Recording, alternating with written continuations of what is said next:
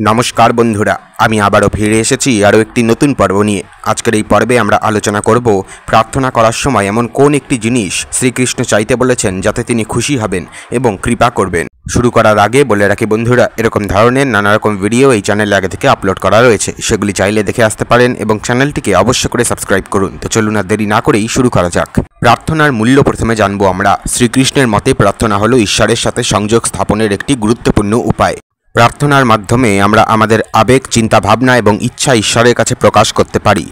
তিনি বিশ্বাস করতেন যে প্রার্থনা আমাদেরকে আধ্যাত্মিক জীবনে উন্নতি করতে এবং ঈশ্বরের কাছ থেকে কৃপা লাভ করতে সাহায্য করে। প্রার্থনার সময় কি চাইবেন? শ্রীকৃষ্ণ শিখিয়েছিলেন যে প্রার্থনার সময় আমাদের কেবলমাত্র ভৌতিক জিনিসের জন্যই প্রার্থনা করা উচিত নয়, বরং আমাদের ঈশ্বরের কাছে আধ্যাত্মিক জ্ঞান, ভক্তি এবং শক্তির জন্য প্রার্থনা করা উচিত। শ্রীকৃষ্ণ বলেছিলেন, প্রার্থনা করার সময় এই একটি জিনিসই চাইবে, ঈশ্বরের চরণে সম্পূর্ণ আত্মসমর্পণ। এইটি চাওয়া উচিত আমাদের সকলের।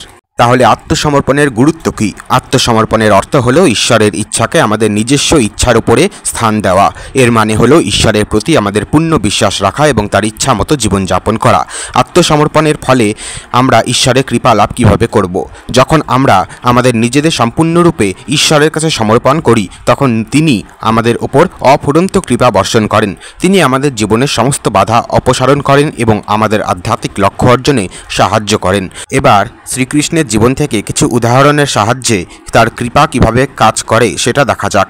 প্রথমত অর্জুনকে নিয়ে কথা বলবো। মহাভারতের যুদ্ধের আগে অর্জুন শত্রুদের দেখে বিশৃঙ্খল হয়ে পড়েন। তিনি যুদ্ধ করতে চান না, কারণ তার সামনে আছে তার আত্মীয় স্বজন। এই সময় শ্রীকৃষ্ণ অর্জুনের সারথি হিসেবে গীতা উপদেশ দেন।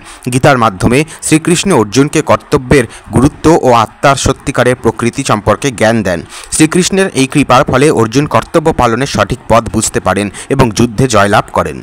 এবার বলবো দ্রৌপদীর কথা। দ্রৌপদীকে সভায় অপমান করা হচ্ছিল। এই সময় শ্রীকৃষ্ণ তাকে তার সম্মান রক্ষা করতে সাহায্য করেছিলেন এবং এটিই ছিল শ্রীকৃষ্ণের অশেষ কৃপা। এবার কথা বলবো মীরাকে নিয়ে।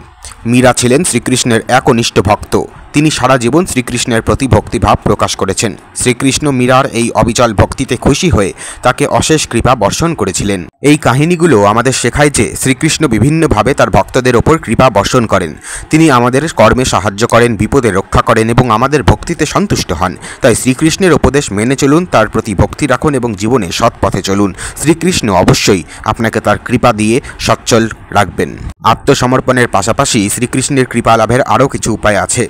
তার মধ্যে প্রথম হলো কর্ম। শ্রীকৃষ্ণ গীতায় কর্মের গুরুত্ব উল্লেখ করেছেন। তিনি বলেছেন, নিঃস্বার্থ মনোভাব থেকে কর্ম করা উচিত। ফলের আশা না করে নিজের কর্তব্য পালন করুন এবং ফলাফল ঈশ্বরের হাতে ছেড়ে দিন।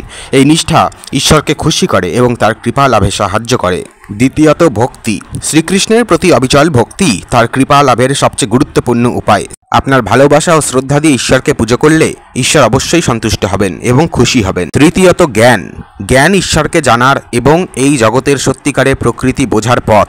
জ্ঞান অজ্ঞতা দূর করে এবং আধ্যাত্মিক মুক্তি লাভে সাহায্য করে। শ্রীকৃষ্ণের উপদেশ অধ্যয়ন করুন এবং জ্ঞানের পথে আগামী হন। এরপরে রয়েছে সেবা। অন্যের সেবা করা ঈশ্বরেরই পূজা। আপনার সময়, দক্ষতা এবং সম্পদ দিয়ে অন্যের উপকার করুন। এই সেবামূলক কাজ ঈশ্বরের সন্তানদের প্রতি কাজ, ঈশ্বরকে খুশি করে এবং তার কৃপা লাভে সাহায্য করে। মনে রাখবেন, আপনি যদি শ্রীকৃষ্ণের কৃপা লাভ করতে চান তাহলে কেবল প্রার্থনা করবেন না, এতে কোনো কাজ হবে না। নিজের কর্তব্য পালন করুন, তার প্রতি ভক্তি রাখুন, জ্ঞান অর্জন করুন, তাকে জানার চেষ্টা রাখুন, অন্যের সেবা করুন। এই পথে চললে শ্রীকৃষ্ণ অবশ্যই আপনাকে কৃপা করবেন। এই পথে কিন্তু অনেক বাধা আসবে। এই পথে আমাদের কি কি বাধার সম্মুখীন হতে পারে এবং সেগুলো কিভাবে অতিক্রম করতে পারি তা জেনে নেওয়া যাক। প্রথমত মান।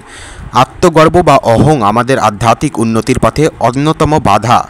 যখন আমরা নিজেকে খুব বড় মনে করি তখন ঈশ্বরের প্রতি সম্পূর্ণ আত্মসমর্পণ করা কঠিন হয়ে পড়ে। শ্রীকৃষ্ণের উপদেশ মেনে চলুন এবং সর্বদা স্মরণ করুন যে সবকিছুই ঈশ্বরের ইচ্ছামতো হয়।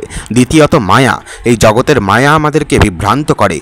ভোগ বিলাসের প্রতি আসক্তি আমাদের আধ্যাত্মিক লক্ষ্য থেকে দূরে সরিয়ে দেয়। শ্রীকৃষ্ণের কাছে প্রার্থনা করুন যেন তিনি আমাদের এই মায়ার প্রলোভন থেকে আপনাকে রক্ষা করেন। তৃতীয়ত কামনা। অতিরিক্ত কামনা আমাদেরকে মনকে অশান্ত করে এবং ঈশ্বরের সঙ্গ লাভে বাধা দেয়। নিজের ইচ্ছা না করে ঈশ্বরের ইচ্ছাই যেন পূরণ হয় সেজন্য প্রার্থনা করুন। এরপরে রয়েছে ক্রোধ। ক্রোধ আমাদের বিবেক বুদ্ধি নষ্ট করে দেয়। ক্রোধের ফলে আমরা ভুল সিদ্ধান্ত নেই এবং আধ্যাত্মিক পথে নেতিবাচক প্রভাব পড়ে। শ্রীকৃষ্ণের শান্ত স্বভাবের কথা স্মরণ করুন এবং ক্রোধ জেতার চেষ্টা করুন। তবে এইসব বাধা অতিক্রমের উপায় কি?